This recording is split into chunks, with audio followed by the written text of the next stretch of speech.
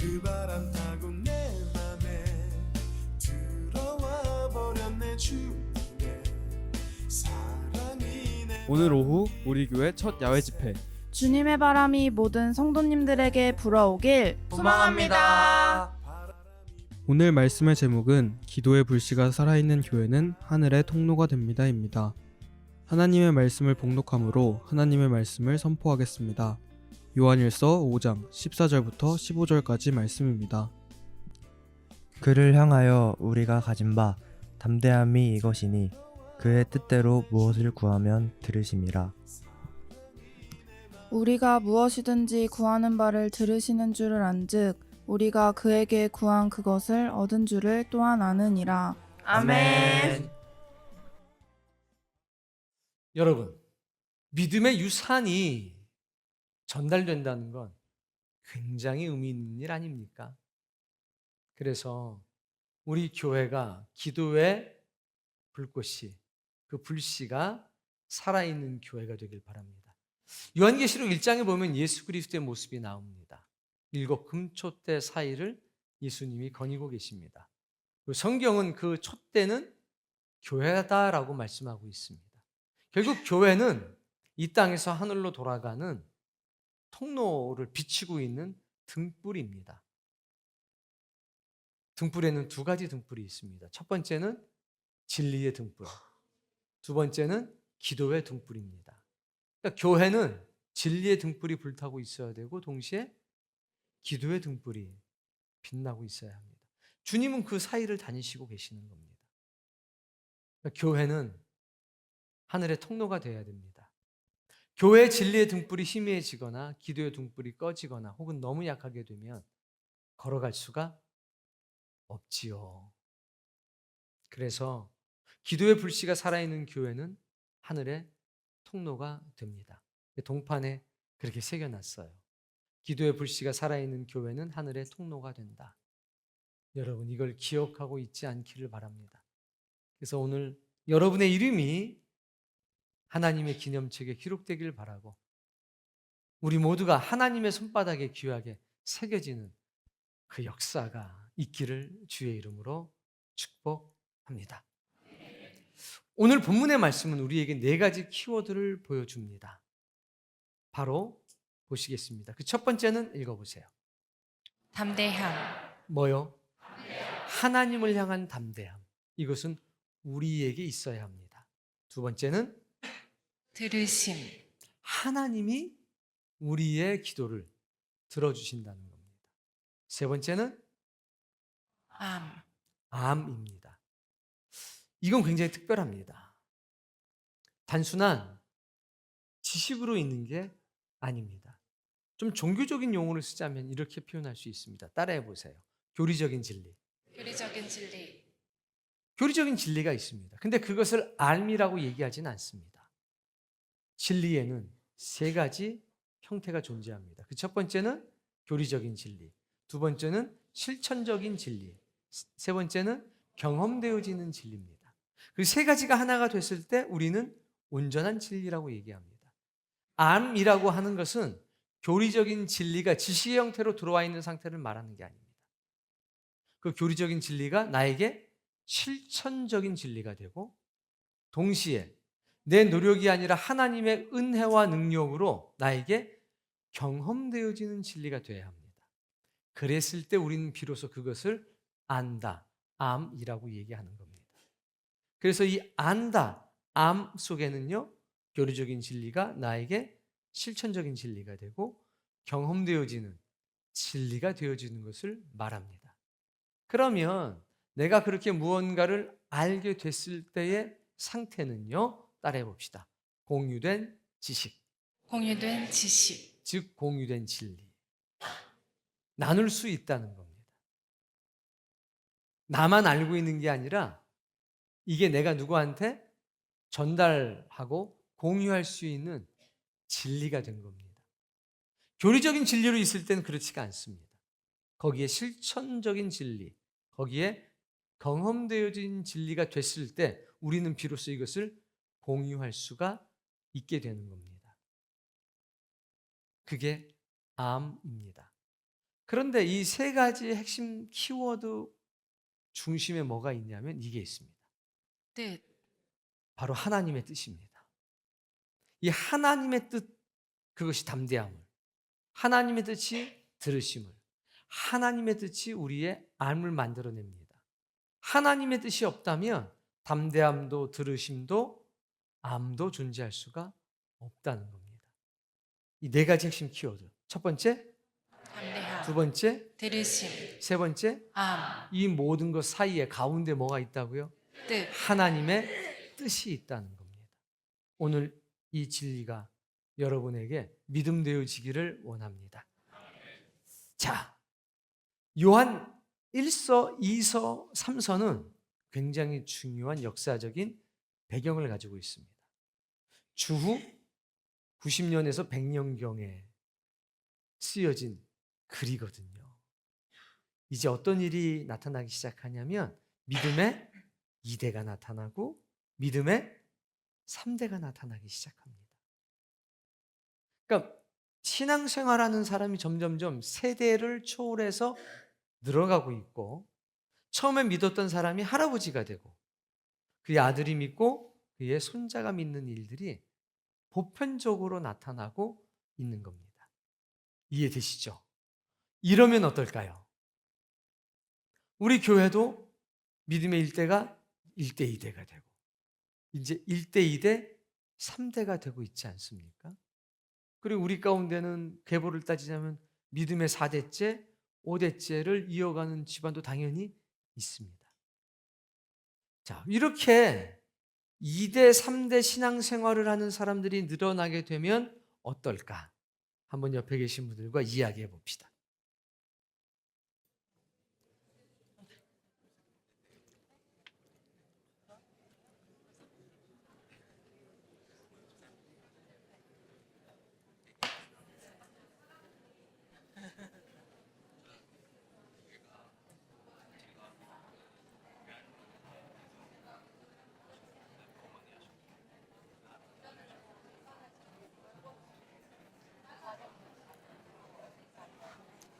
분명히 긍정적인 요소가 있을 겁니다.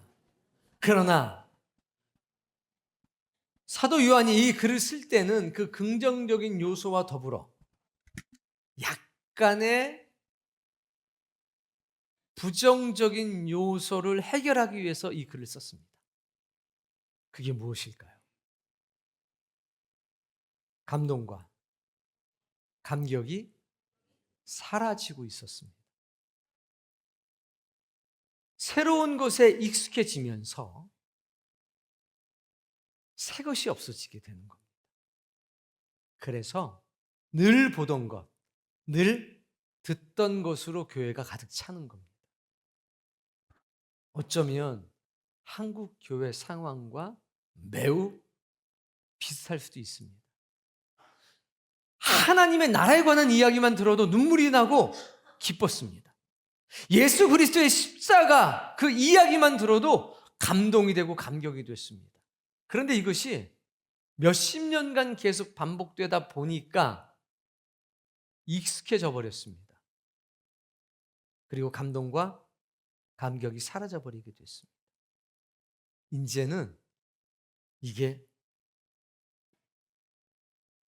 형식이 되어버리고 이것이 그냥 전통이 되어버리고 만 겁니다. 그러자 거짓 교사들이 등장하기 시작합니다. 이걸 기억하셔야 돼요. 감격과 감동과 기쁨이 사라지면 우리의 믿음 생활이 형식화되는 그 순간 누가 등장하냐? 거짓 교사들이 등장하기 시작합니다. 찬양하는데 찬양의 감격이 사라지고, 예배하는데 예배의 감격이 사라지고, 전도하는데 전도의 감격이 사라지고, 그것으로 끝나지 않습니다. 반드시 거짓 교사들이 등장하게 됩니다. 이 당시의 배경을 치면 헬라적 세계관을 가지고 있던 거짓 교사들이 등장하게 됩니다. 헬라적 세계관의 가장 핵심적인 것, 이원론. 몸과 영은 분리된다. 몸은 부정하다. 그리고 불완전하고 소멸된다. 영은 완전하고 영원하다. 그러니까 헬라적 세계관이 교회 안으로 들어옵니다. 그럼 교회 공동체의 이 세계가 너무나 쉽게 받아들여집니다. 익숙하기 때문입니다. 근데 이 세계관이 들어오게 되면 어떤 문제가 생기느냐? 예수 그리스도의 성육신을 부정하게 됩니다. 예수 그리스도의 성육신, 예수님의 몸도 부정할 수밖에 없다. 그러니 실제로 예수님이 육신을 입고 온 것이 아니라 가연설, 우리 눈에 육신이 있는 것처럼 보여줬을 뿐이다. 그러면 제일 먼저 사라지는 게 십자가의 감동과 감격이 사라지는 겁니다. 성경은 말씀이 육신이 되셨다고 분명히 말씀하고 있습니다.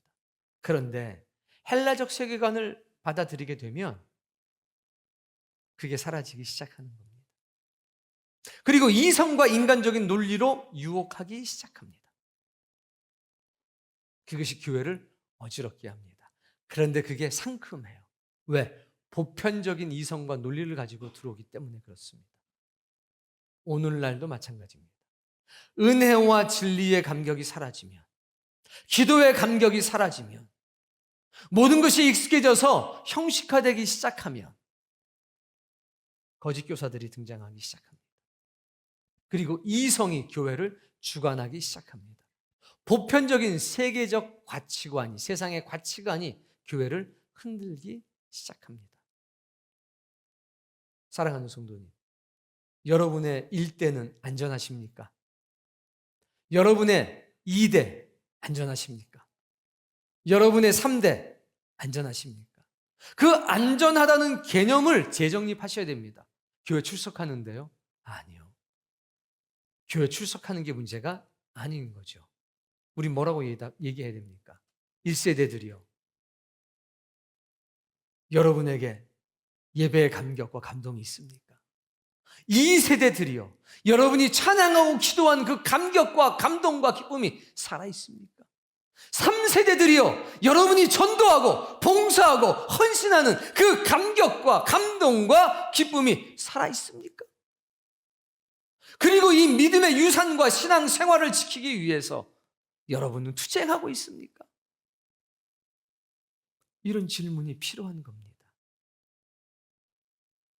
사랑하는 성도님, 오늘 본문은 그래서 중요합니다. 기도의 불씨가 살아있는 교회는 감격과 감동과 기쁨이 살아있는 교회입니다. 그 빛이 희미하면 통로가 될 수 없습니다. 그 빛이 선명해야 됩니다. 확실히 이 길이 하늘로 돌아가는 길이라는 것을 분명하게 비춰줘야 합니다. 믿음의 길을 살아간다는 것은 논리가 아니기 때문에 그렇습니다. 이건 실제적 상황입니다. 오늘 예배하는 시간을 통해서 여러분 살아나기를 바랍니다. 우리는 어떠한가? 이걸 새기셔야 합니다. 자, 이제 본문 말씀 보겠습니다. 14절. 그를 향하여 우리가 가진 바 담대함이 이것이니. 그는 누구냐? 아버지 하나님입니다. 그는 누구냐? 예수 그리스도십니다. 근데 그분이 13절 읽어보십시다. 내가 하나님의 아들의 이름을 믿는 너희에게 이것을 쓰는 것은 너희로 하여금 너희에게 영생이 있음을 알게 하려 함이라. 자, 영생이 어디에 있느냐? 하늘에 있는 것이 아니라 그 하늘에 있는 아버지가 가지고 계시고 예수 그리스도가 아들이 갖고 있던 그 영생이 예수 그리스도의 이름을 믿는 너희에게 있다. 이 영생이 나에게 소유가 됐다. 이것을 알게 하려고 이 글을 쓰고 있다는 겁니다. 따라해 보세요. 영생이 영생이 내 안에 있다는 것은 내 안에 있다는 것은 무엇일까? 무엇일까?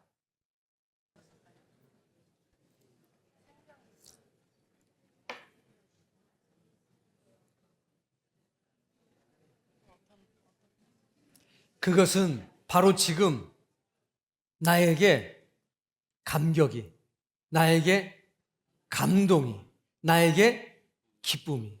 근데 그 앞에 있어요. 영원한 감동이, 영원한 감격이, 영원한 기쁨이 있다는 겁니다. 어떠한 상황 속에서도 아파서 너무 힘들어요. 당연히 있죠. 경제적으로 너무나 힘들어요. 그럴 수 있죠. 그럼에도 불구하고 뭐가 있냐 여기에? 영원한 감동, 영원한 감격, 영원한 기쁨이 있는 겁니다. 이것을 경험하길 바랍니다.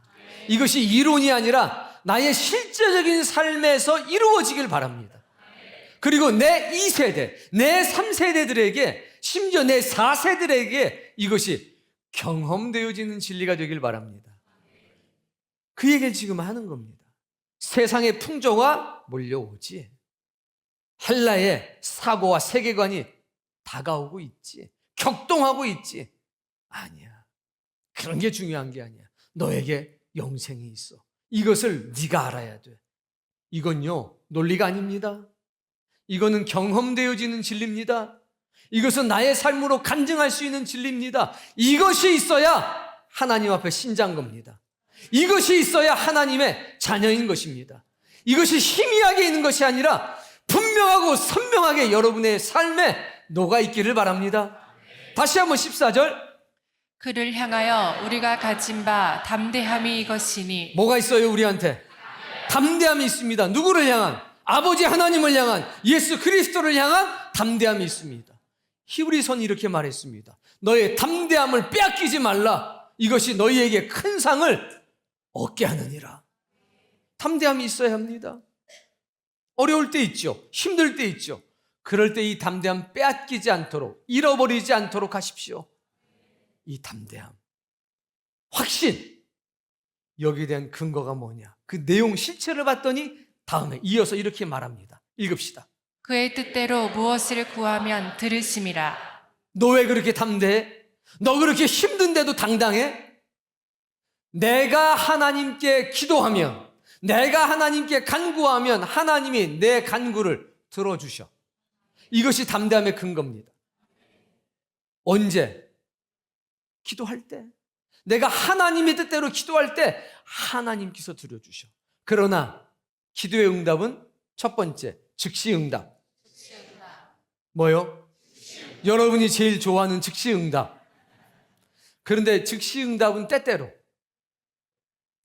즉시 응답으로 응답해 주십니다. 두 번째, 기다려. 뭐요? 기다려로 응답해 주십니다. 때가 찰 때까지. 이걸 뭐라고 얘기하냐? 천천히 응답. 별로 선호하지 않은 거죠, 우리는. 우리는 오직 즉시 응답만을 추구해요. 맞나요? 네, 그러면 안 돼요.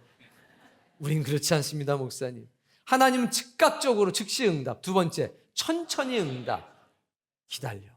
세 번째는요, 거절. 안 돼. 이게 다 응답이에요. 때때로는 즉시 응답, 때때로는 천천히 응답, 기다려.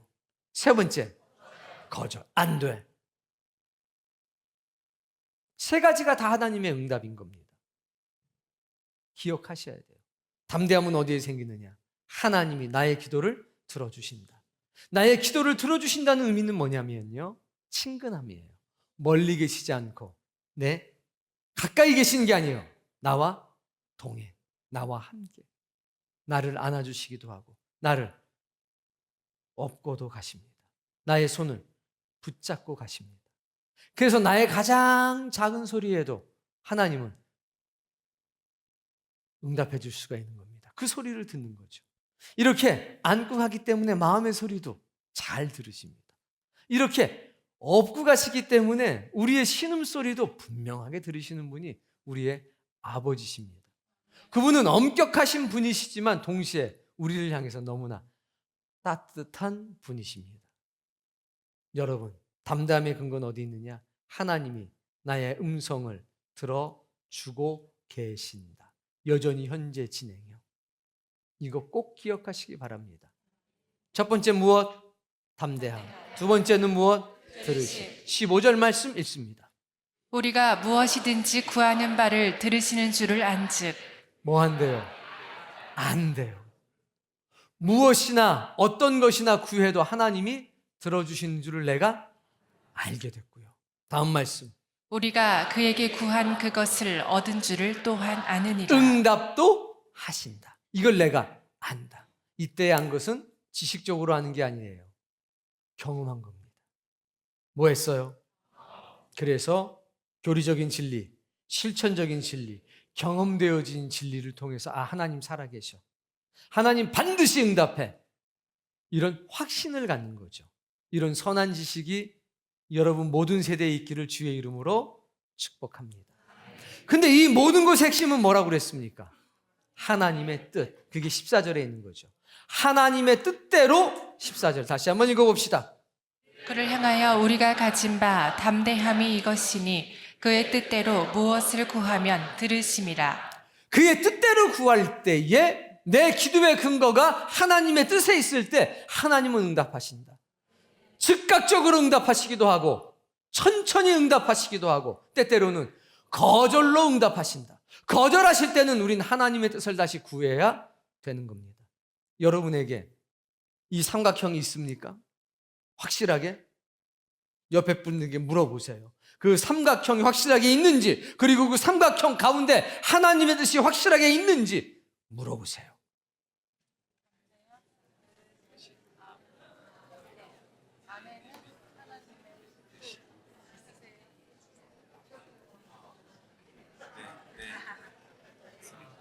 왜냐 그러면 감격, 감동, 기쁨이 또 슬픔과 걱정과 염려보다는 그래도 좀 더 가지고 있는 것 같아요. 오직 하나님의 말씀과 기도로 거룩해진다고 했습니다.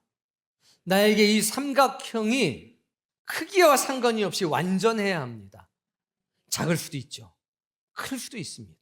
그러나 중요한 것은 온전한 모양을 갖춰야 된다는 겁니다. 크기와 상관이 없이. 근데 중심에 뭐가 있었습니까? 하나님의 뜻. 그러니까 우리의 신앙의 포커스는 믿음의 중심에 뭐가 있어야 되느냐? 하나님의 뜻이 있어야 하는 겁니다. 왜 난 담대하지 못할까? 하나님의 뜻을 알지 못하기 때문입니다. 왜 난 들으심에 대한 확신이 결여가 되어 있는가? 하나님을 아는 지식이 결여되어 있기 때문에 그렇습니다. 당연히 암이라고 하는 부분도 마찬가지겠지요. 사랑하는 성도님, 그래서 교회는 은혜와 진리의 등불이 선명해야 합니다. 오늘 여러분은 하나님을 올바로 알아가기 위한 처절한 영혼의 몸부림이 있어야 합니다. 유튜브에서 말하는 그런 지식 말고, 책에서 말하는 그런 지식 말고, 성경 그 자체가 말씀하시는 성경에 대한 지식이 아니라 성경의 지식이 여러분에게 있어야 된다는 겁니다. 성경을 가까이 하셔야 됩니다. 자, 그래서 오늘 본문을 통해서 기도의 4가지 원리, 원칙을 찾을 수가 있습니다. 여러 가지가 있지만 오늘 본문과 관련된 기도의 4가지 원리, 사원리, 4가지 원칙이 있습니다. 나머지도 많죠. 그러나 오늘 4가지를 뽑아봤습니다. 이것을 통해서 우리가 기도의 불씨를 가지고 있는 그런 성도가 되기를 바랍니다. 기도의 불씨가 살아있는 성도는요, 어쩌면 하늘의 통로가 될 수도 있는 겁니다. 자, 첫 번째, 예수님의 이름으로 기도하자. 예수님의 이름으로 기도하자. 누구의 이름으로요? 그럼 예수님의 이름으로 기도하지. 그럼 우리가 부처님의 이름으로 기도하시겠어요? 그렇죠. 근데 예수님의 이름으로 기도할 때 오늘 본문 13절에 나온 것처럼 달라요. 정말 그분과 올바른 관계를 가지고 그분이 나의 주인으로서, 이게 예수님의 이름으로입니다. 그분은 나의 인생의 무엇으로? 주인으로 삼고 기도하라는 겁니다. 그분이 모든 것을 주실 수도 있고 그분이 모든 것을 가져가실 수도 있다는 사실을 감사함으로 인정하는 상태에서 기도하는 겁니다. 그게 예수님의 이름으로 기도하는 겁니다. 이름만 빌려오는 게 아니라 그게 첫 번째고요. 두 번째는 입술과 눈과 손으로 기도하자. 시작. 옆에 사람 얼굴 보면서. 4가지 원리 중에 첫 번째는 예수님의 이름으로 기도하자. 두 번째 원리는 눈과 입술과 손으로 기도하자. 세 번째는 합심하여 기도하자. 어떻게 해서요? 너 혼자 열심히 기도해라. 중요하죠. 근데 더 중요한 건 합심해서 기도하자. 네 번째, 믿고 기도하자. 이게 네 가지 원리. 시작.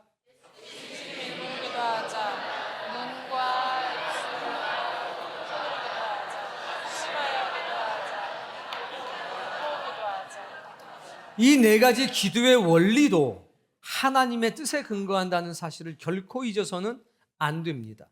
말씀을 떠난 기도는 존재할 수 없다는 것입니다.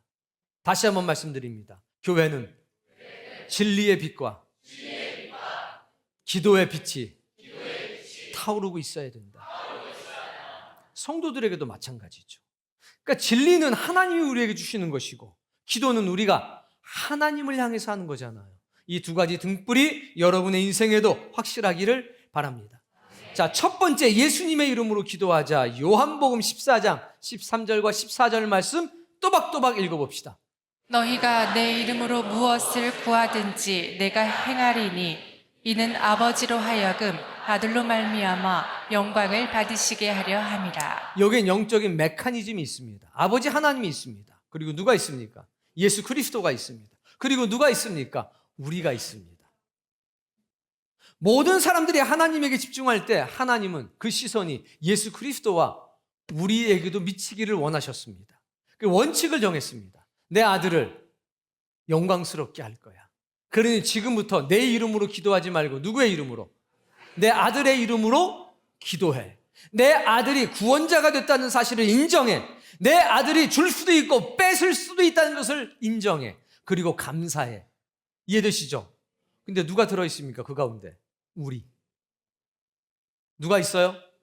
기도자인 우리가 있어요. 내가 예수님께 예수님의 이름으로 기도했어요. 하나님이 듣고 이루어 주십니다. 그럼 그 열매가 누구한테 오느냐? 나에게 와요. 기도자에게.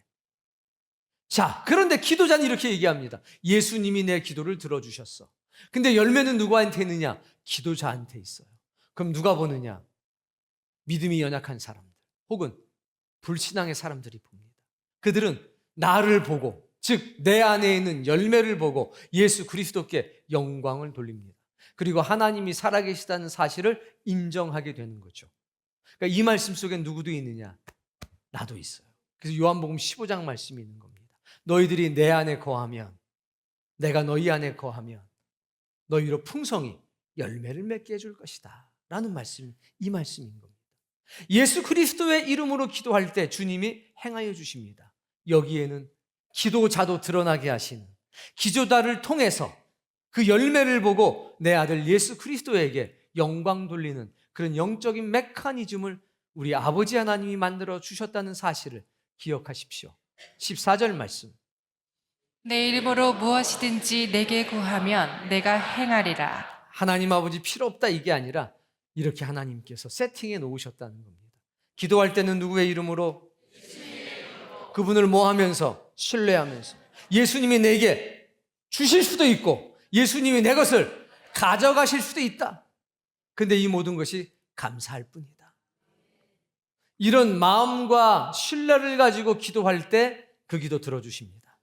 두 번째 원리는 입술로, 눈으로, 손으로. 누가복음 11장 9절부터 읽어봅시다.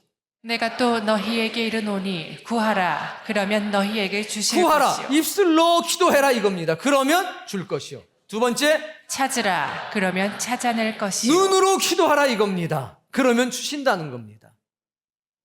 교회 안에서만 기도하는 거 아닙니다. 우리는 우리의 삶 가운데서 기도해야 됩니다.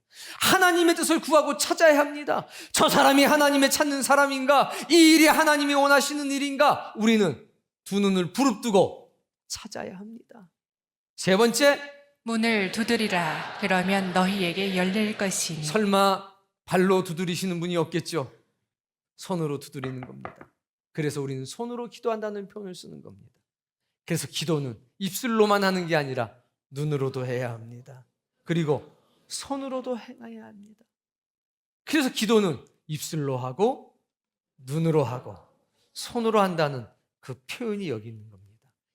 세 번째, 합심하여 기도하라. 마태복음 18장 말씀 19절입니다. 진실로 다시 너희에게 이르노니 너희 중에 두 사람이 땅에서 합심하여 무엇이든지 구하면 하늘에 계신 내 아버지께서 그들을 위하여 이루게 하시리라. 어떻게 기도해요? 아버지와 아들이 한 마음으로 기도하면,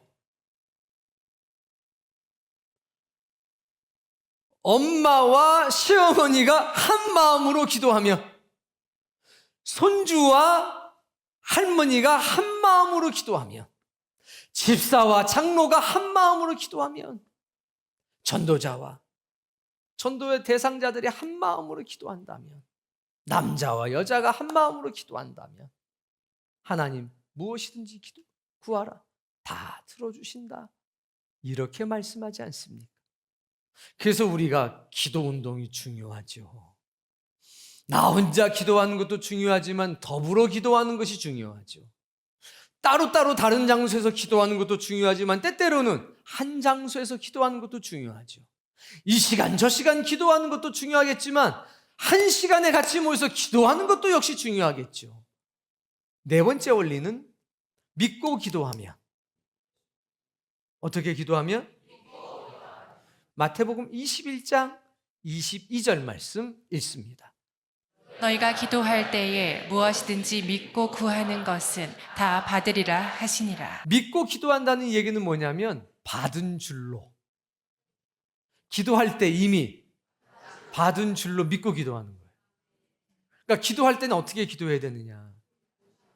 하나님, 제게 아이를 주십시오라고 기도할 때는 하나님, 아이를 주심을 감사합니다, 주실 줄을 믿고 기도하는 거예요. 내 어려운 형편이 있습니다. 이 또한 지나가리라. 그때 여기 뭐가 있느냐? 감사, 감격, 감동, 기쁨이 오는 겁니다. 그 세월이 길면 길수록 여러분이 얻는 열매도 클 줄로 믿습니다. 네 번째 기도의 원리는 믿고 기도하라. 즉 받은 줄로 믿고 기도하라. 이게 기도의 네 가지 영적 원리입니다. 첫 번째, 예수님의 이름으로. 두 번째, 세 번째, 네 번째, 믿고 기도하라. 그렇게 될 때 이 교회는 기도의 불씨가 살아서 하늘의 통로가 되는 교회가 될 것입니다. 여러분도 그런 등불이 되겠죠. 등불은 비춰주는 것으로 기쁨을 누리게 됩니다. 여러분의 등불 하나하나가 켜져 있을 때 갈 길을 몰라서 방황하는 사람들이 여러분의 등불을 보고 찾아올 겁니다. 교회는 은혜와 진리의 등불이 밝아야 합니다. 교회는 기도의 등불이 밝아야 합니다. 그러니 여러분 한 분 한 분이 얼마나 소중한지요.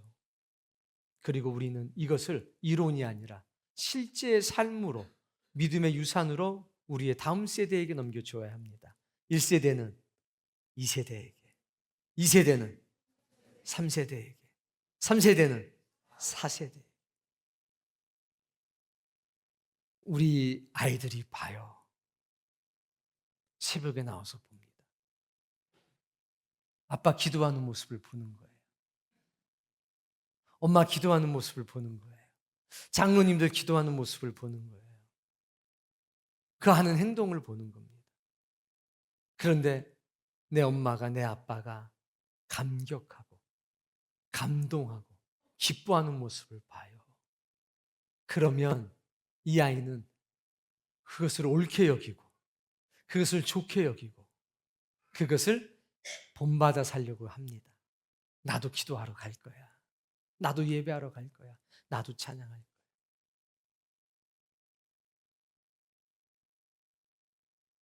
기도해! 안 해요. 열심히 내! 안 해요. 교회가! 몸뚱이만 와 있어요. 몸뚱이 크면 안 가. 보여주는 것,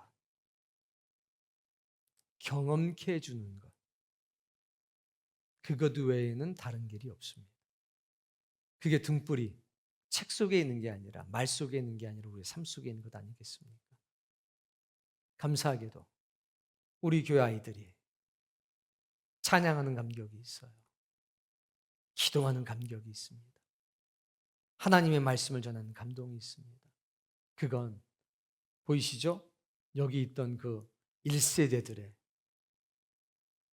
단순히 기도하는 게 아니라 감사하고 감격하고 감동하고 기뻐하면서 하는 기도의 모습.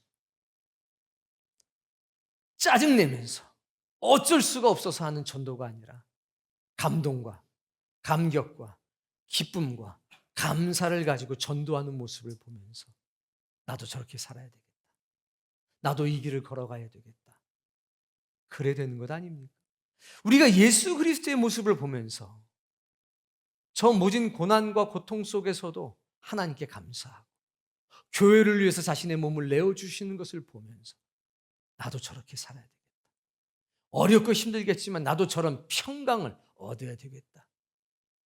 이런 결심을 다지는 것 아니겠습니까?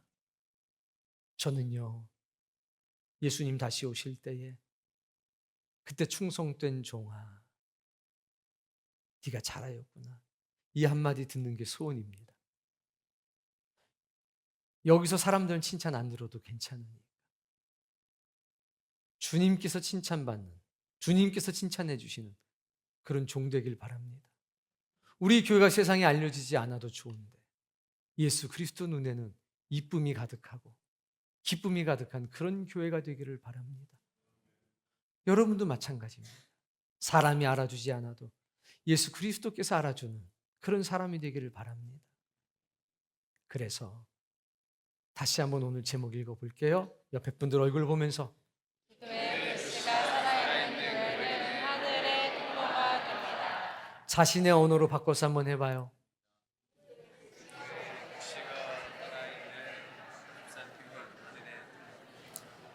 기도의 불씨가 살아있는 믿음의 명문가가 돼서 하늘의 통로가 되는 가정이 되길 바랍니다.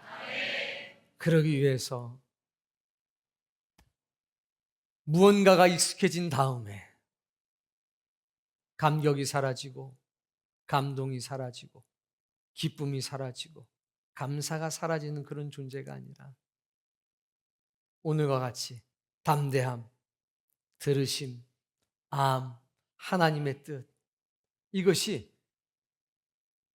이론이 아니라 경험되어지는 진리가 돼서 나눌 수 있는 진리가 돼서 여러분 통해서 여러분의 아들과 딸과 여러분의 손주와 손녀에게 다 공유가 되는 그런 은혜로운 역사가 있기를 바랍니다. 그래서 누가 뭐라고 그래도 저 사람들이야말로 하늘로 가는 길을 비추고 있는 하나님의 사람이구나 라고 하는 선한 증거를 반드시 꼭 확실하게 얻기를 바랍니다.